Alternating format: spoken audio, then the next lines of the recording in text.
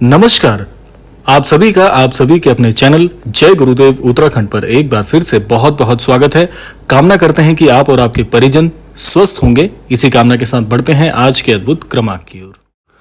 कई बार मनुष्य जीवन में अपने द्वारा बोले जाने वाले कुछ ऐसे शब्दों से, कुछ ऐसी बातों से हम अपने ही जीवन में कई मुश्किलों के पहाड़ स्वयं खड़े कर बैठते हैं और बाद में हमें बहुत पछताना पड़ता है।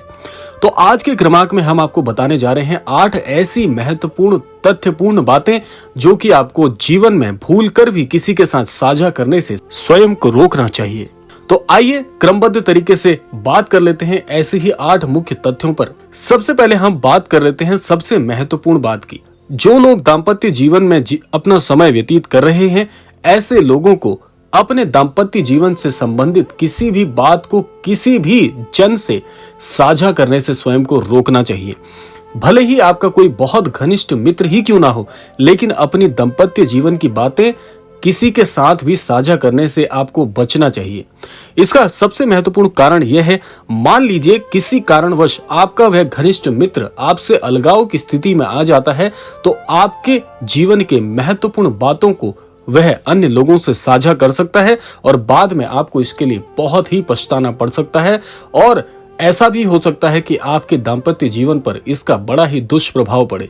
तो इसीलिए स्वयं को रोकना चाहिए ऐसी बातें साझा करने से जो कि आपके दाम्पत्य जीवन से जुड़ी होती है। बात कर लेते हैं दूसरी महत्वपूर्ण बात की, जो कि आपको किसी से भी साझा करने से स्वयं को रोकना है।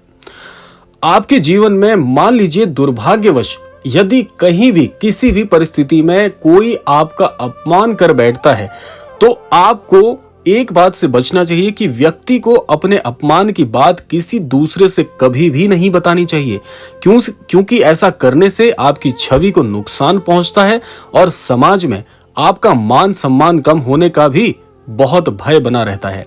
साथ ही ऐसा भी हो सकता है कि जिससे आप अपने अपमान की बात साझा कर रहे हैं, वह आपके मुंह पर तो आपकी जैसी कह देगा, लेकिन आपके पीठ के पीछे आपकी बुराई करके आपकी महत्वपूर्ण छवि को धूमिल करता हुआ पाया जाएगा। बात कर लेते हैं तीसरी महत्वपूर्ण बात की, जो कि आपको कभी भी किसी से साझा नहीं करनी चाहिए।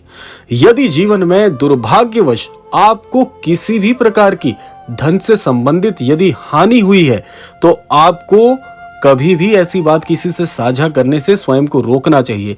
यदि आपने जीवन में कभी किसी से कर्ज लिया है, तो आपके द्वारा लिए गए कर्ज की बात भी कभी अन्यत्र किसी व्यक्ति से आपको साझा करने से स्वयं को रोकना चाहिए। कारण क्या है?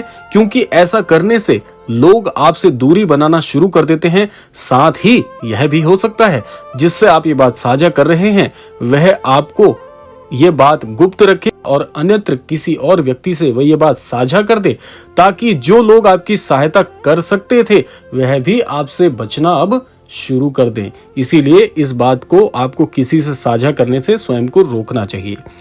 बात करते हैं अगले बिंदु पर। अगली बात आती है कि अपने जीवन में चाहे कितने ही दुखी क्यों ना हो आप, चाहे आपका जीवन दुख और परेशानियों से भर गया हो, लेकिन किसी दूसरे को अपने दुख के बारे में बताने से आपको स्वयं को रोकना चाहिए। ऐसा करने से लोग आपकी मदद नहीं करेंगे, बल्कि आपका मजाक बनाया जाएगा। इसलिए लोगों को अपने दुख किसी दूसरे से साझा नहीं करने चाहिए, और खास तौर पर तब जब आप अपने दुख किसी ऐसे व्यक्ति को बता रहे हों जिससे आप ज्यादा घनिष्ठता से नहीं जानते हैं, क्योंकि भविष्य में आपको बड़ी मुसीबत उठानी पड़ सकती है। क्योंकि मान लीजिए अगर आपको यह नहीं पता कि आप अपने जीवन के दुख किसी ऐसे इंसान से साझा कर रहे हैं जिसे आप घनिष्ठता से नहीं जानते, हो सकता है आपके दुखों से वह अन्य लोगों को अवगत करा दे, जो कि बाद में आपके लिए बड़ी ही दुखपूर्ण स्थिति को पैदा कर दें। बात करते हैं अगले बिंदु पर।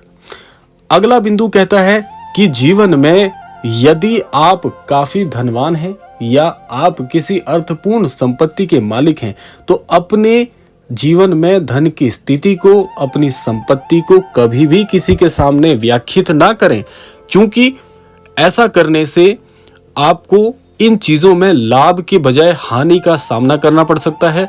हो सकता है आपकी धन और संपत्ति के बारे में ऐसी बातें ऐसे व्यक्तियों तक पहुंच जाए जो कि आपके लिए कभी भी अच्छा नहीं सोचते, सदैव आपको नीचा दिखाने का प्रयास करते हैं, तो इस कारण से लोग आपसे बहुत ईर्ष्या करना प्रारंभ कर देते हैं, जिससे कि आपको जीवन में हानि का सामना करना पड़ सकता है। इसके अलावा जीवन में अपने धन के प्रभाव को, अपनी प्रतिष्ठा के प्रभाव को भी जीवन में सदैव लोगों से छुपा कर रखना चाहिए। ज्यादा आपको इसका बखान इसलिए भी नहीं करना चाहिए क्योंकि बहुत से लोग तो आपके हित में अच्छा सोचते हैं, लेकिन कई लोग आपको इस स्थिति में, यानी इस सुखद स्थिति में देखकर बिल्कुल भी अच्छा नहीं सोचते। सदैव यह प्रयास करते हैं कि इस व्यक्ति को कैसे नीचा दिखाया जाए। इसीलिए जितना हो सके अपने मान के बारे में, अपनी प्रतिष्ठा के बारे में, अपने पद के बारे में यदि चीजों को गुप्त रखा जाए तो बहुत अच्छा होता है, क्योंकि कई बार नजर दोष की स्थिति का सामना भी आपको करना पड़ सकता है, जो कि आपके लिए बिल्कुल भी अच्छा नहीं है। इसके अलावा जीवन में ऐसी बातें जो कि आप बहुत गुप्त रखते हैं, इसीलिए जीवन की ऐसी गुप्त बातें जो कि आपके सफलता के मूल कारक हैं, ऐसी बातें केवल व्यक्ति को अपने तक ही रखनी चाहिए, क्योंकि कोई भी अपने सफलता के मूल मंत्र किसी के साथ साझा नहीं करता। और जीवन में प्राय ऐसा देखा जाता है कि जब आप अपने जीवन की सफलता के मूल मंत्र दूसरों के साथ साझा करते हैं तो ऐसे लोग आपको जीवन में पछाड़कर आपसे कई कदम आगे निकल जाते हैं। इसीलिए जीवन में ऐसी बातों से भी, इन बातों को भी साझा करने से आपको सदैव बचना चाहिए। इसके अलावा जीवन में एक बात का आपको और ध्यान रखना चाहिए कि जब जीवन में ईश्वर ने आपको यदि बहुत धनवान, अर्थवान बनाया है, तो आपके द्वारा किए गए दान की स्थिति को, दूसरों की सहायता के लिए आपके द्वारा बढ़ाए गए हाथों को, यानी कि आपके द्वारा किए गए पुरुषार्थ को भी कभी किसी के साथ साझा मत कहिए, क्योंकि आपके द्वारा किए गए दान पुण्य के कार्य, पुरुषार्थ के कार्यों को जब आप किसी से व्याख्यात करते हैं तो आपके द्वारा किए गए उन दान पुण्यों का कोई महत्व नहीं रह जाता, वह महज एक दिखावा बन के रह जाते हैं। और जब किसी व्यक्ति को ये पता चलता है कि आपने उक्त दान पुरुषार्थ किया है, तो लोग आपके उस दान की तारीफ करने की बजाय आपके दिखावे को ज्यादा महत्व देते हैं और आपकी छवि ऐसी प्रस्तुत कर देते हैं कि आप केवल दिखावे आदि के लिए इन दान पुण्य और पुरुषार्थ के कार्य को बल देते हैं। इसीलिए इन बातों से आपको बचना चाहिए। तो ये थी आज की वो मुख्य कर्मा की कुछ मुख्य बातें जिनको आप जीवन में सदैव गुप्त रखें।